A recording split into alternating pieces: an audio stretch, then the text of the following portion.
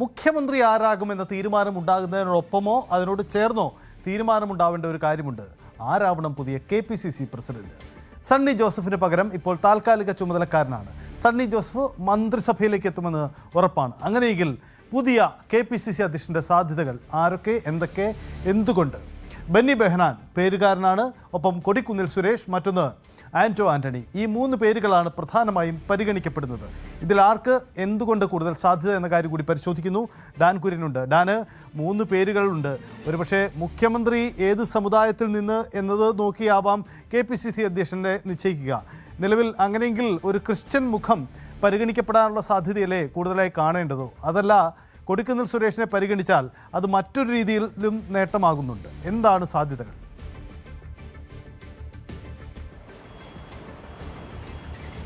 ഇതുമായി ബന്ധപ്പെട്ടും വലിയ തരത്തിലുള്ള ആകാംക്ഷ നിറഞ്ഞ ചർച്ചകളാണ് കോൺഗ്രസ് ക്യാമ്പിൽ ഉരുത്തിരിയുന്നത്. KPCC അധ്യക്ഷനായ സണ്ണി ജോസഫ് മന്ത്രിസഭയിൽ പ്രധാനപ്പെട്ട ഒരു വകുപ്പുമായി സർക്കാരിൻ്റെ ഭാഗമാകുമെന്ന് ഉറപ്പായി കഴിഞ്ഞു. അങ്ങനെയെങ്കിൽ ആരാകും അടുത്ത KPCC അധ്യക്ഷൻ? ഈ പാർട്ടി ഭരിക്കുമ്പോൾ അല്ലെങ്കിൽ UDF ഭരിക്കുമ്പോൾ പാർട്ടിയെ നയിക്കേണ്ടത് ആരാണ് എന്നൊരു ചോദ്യം കൂടി ഉയരുന്നുണ്ട്. അതുകൊണ്ട് തന്നെയാണ് അവിടേക്ക് ആ സ്ഥാനത്തിന് വേണ്ടി അവകാശവാദം കൂടുതലായി ഉന്നയിക്കപ്പെടുന്ന സാഹചര്യം ഉണ്ടായിരിക്കുന്നത്. നേരത്തെ സൂചിപ്പിച്ച പോലെ മൂന്ന് പേരുകളാണ് ചർച്ചകളിൽ നിറയുന്നത്. അതോടൊപ്പം ഷാഫി പറമ്പിലിൻ്റെ പേര് കൂടി ചില കോണുകളിൽ നിന്ന് ഉയർന്നു കേൾക്കുന്നുണ്ട്. ഷാഫി നിലവിൽ വർക്കിംഗ് പ്രസിഡന്റാണ്. എന്തായാലും ഓരോ പേരുകൾക്കും ഓരോ സാധ്യതയുമുണ്ട്, പ്രതികൂല ഘടകവുമുണ്ട്. അതിൽ ബെന്നി ബെഹനാൻ്റെ പേര് A ഗ്രൂപ്പ് മുമ്പോട്ട് വെക്കുന്നു. ബെന്നി ബെഹനാൻ KPCCയുടെ അധ്യക്ഷ പദവിയിലേക്ക് നേരത്തെ തന്നെ എത്തേണ്ടതായിരുന്നു. പക്ഷേ അദ്ദേഹത്തിന് സാഹചര്യങ്ങൾ കാരണം എത്താൻ കഴിഞ്ഞില്ല. അതുകൊണ്ട് ഇത്തവണ അദ്ദേഹത്തിന് കൃത്യമായ ഒരു അക്കോമഡേഷൻ നൽകണമെന്ന നിലപാടിലാണ് A ഗ്രൂപ്പ്. അതുമായി ബന്ധപ്പെട്ട ചരടുവലികളൊക്കെ നടക്കുന്നുണ്ട്. അത് ബെന്നി ബെഹനാന് അനുകൂലമായി മാറും എന്ന പ്രതീക്ഷയിലാണ് A ഗ്രൂപ്പ് നേതൃത്വമുള്ളത്.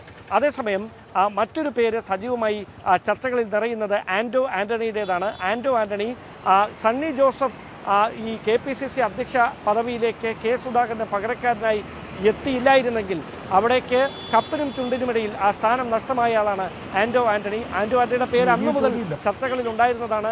സംസ്ഥാനത്തെ ഒരു വിഭാഗം നേതാക്കളുടെ പിന്തുണ ആന്റോ ആന്റണിക്കുണ്ടായിരുന്നു. അതുകൊണ്ട് തന്നെ ആന്റോ ആന്റണി ആ സ്ഥാനത്തേക്ക് എത്തിയേക്കുമെന്നുള്ള സൂചനകൾ അന്ന് തന്നെ വലിയ തരത്തിൽ കോൺഗ്രസ് ക്യാമ്പുകളിൽ പടർന്നതാണ്. പക്ഷേ ആന്റോയ്ക്കെതിരെ ഒരു വിഭാഗം നേതാക്കൾ രഹസ്യമായി നടത്തിയ നീക്കമാണ് അദ്ദേഹത്തിൻ്റെ സാധ്യതകളെ അന്ന് പ്രതികൂലമായി ബാധിച്ചത്. പക്ഷേ ഇന്ന് തിളക്കമാർന്നൊരു വിജയം, പത്തനംതിട്ടയിലടക്കം ഉണ്ടായിരിക്കുന്ന വിജയത്തിൻ്റെ ക്രെഡിറ്റ് അദ്ദേഹം അവകാശപ്പെട്ട് കഴിഞ്ഞു. അതുകൊണ്ട് തന്നെ ആന്റോ ആന്റണിക്ക് അനുകൂലമായൊരു സാഹചര്യം ഉണ്ടാകും എന്ന പ്രതീക്ഷയിലാണ് അദ്ദേഹത്തെ അനുകൂലിക്കുന്നവരുള്ളത്.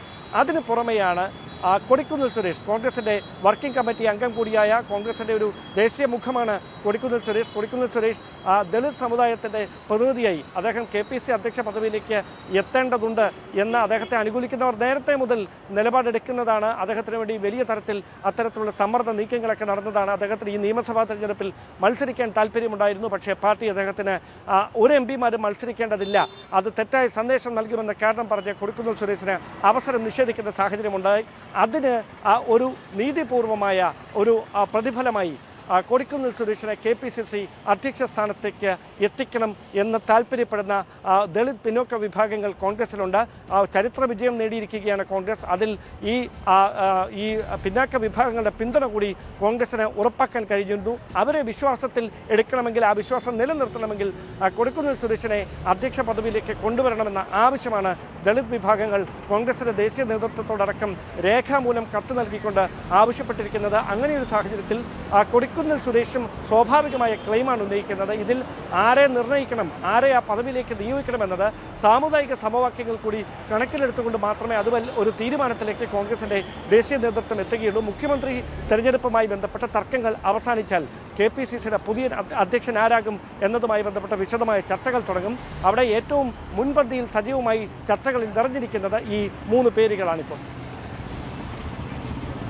ഇതാണ് പ്രധാനപ്പെട്ട കാര്യം. എന്തായാലും ഈ KPCCയുടെ പുതിയ അധ്യക്ഷൻ ആര് എന്ന ചർച്ചയിൽ ഏറ്റവും സുപ്രധാനമായ നീക്കങ്ങളാണ് ഡാൻ സൂചിപ്പിച്ചതുപോലെ നടക്കാനിരിക്കുന്നത്. അതുകൊണ്ട് തന്നെ ഈ നീക്കങ്ങൾ എങ്ങനെ പ്രതിഫലിക്കുമെന്നത് കൂടി നിർണായകമാണ്. നമുക്ക് വരും ദിവസങ്ങളിൽ ഈ മുഖ്യമന്ത്രി ആര് എന്ന ചോദ്യത്തിനൊപ്പം തന്നെ ഇക്കാര്യത്തിലും വ്യക്തതയുണ്ടാകുമെന്ന് പ്രതീക്ഷിക്കാം.